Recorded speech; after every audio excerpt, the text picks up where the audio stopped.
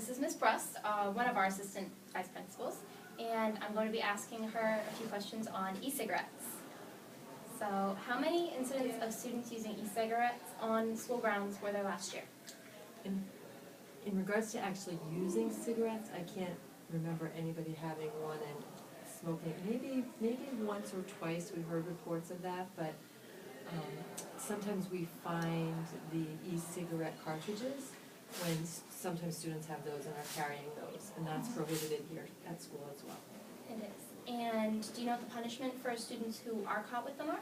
Yes, the punishment for having e-cigarettes is the same as having a regular cigarette. So they treated the same? We treat it the same. We don't differentiate between different types of tobacco products.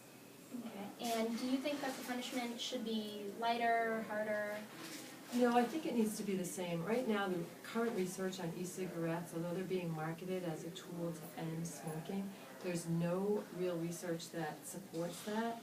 And I'm kind of concerned that young people are buying into that as a method for quitting cigarette smoking. I'm not exactly sure that it's effective. And do you think that e-cigarettes could be helpful if you were trying to quit, or do you think they're just prolonging addiction? Well, I think it's very different for every person, and I don't know that they exactly know why anybody's able to stop an addiction.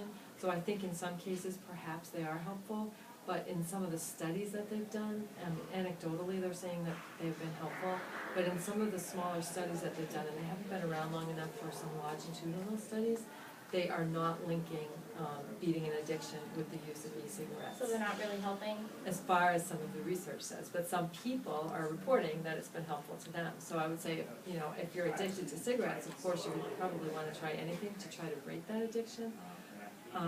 Unfortunately or fortunately, depending on your perspective, it's neither one of those things can really happen at school. Good, thank you.